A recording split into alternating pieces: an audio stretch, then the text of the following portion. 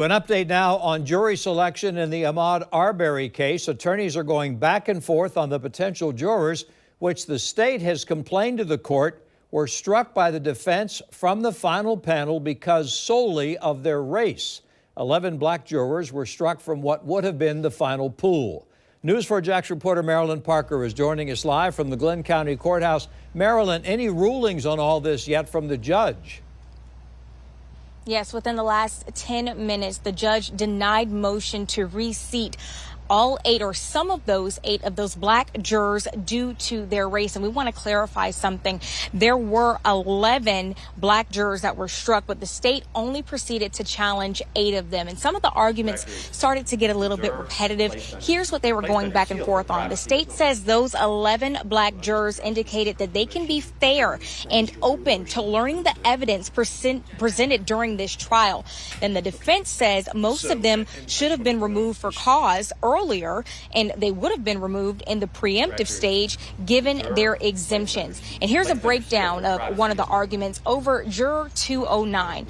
The defense struck 209 because they knew Ahmaud Arbery had troubling Facebook posts, was caught with weed, and left some of the information blank on their juror card.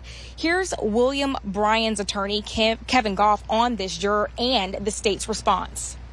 The second issue is, I believe because of this defendant's ongoing substance abuse and his interaction with GBNet, and I don't know what the acronym for the current agency is. There are certainly multiple law enforcement agencies tasked with enforcing our drug laws.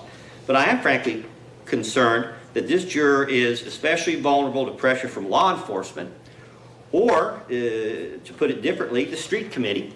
If he is out there buying and selling drugs, other people will know that. And frankly, although he is young and may not appreciate the risk, I am deeply concerned as we get into this trial where this juror is going to feel pressure that if he does not return a verdict of guilty in this case, that he is going to be subject to retaliation. Mr. Goff has just intimated that he's now a drug dealer subject to retaliation on the streets.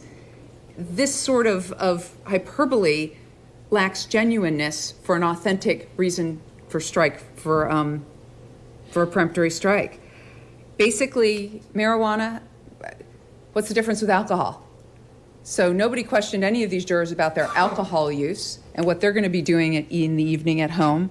And this juror was forthright by saying, yeah, I still smoke some weed. Again, the judge has denied the motion for those 8 black jurors. So right now, the panel is looking as though there are 11 white people and 1 black juror, but we're still waiting on that jury to formally be impaneled. And right now, they're working out some of those details. And we also heard again from Laura Hogue. She is addressing the court about the limitations they had as defense counsel on the jury panel. And given the nature of this case, they reiterated how frustrating this can be for all the sides and for those jurors. This is a long process, so we're still waiting again for that jury to be formally impaneled, and we'll bring you more information once we get it. We're live at the Glenn County Courthouse tonight. Marilyn Parker, Channel 4, the local station.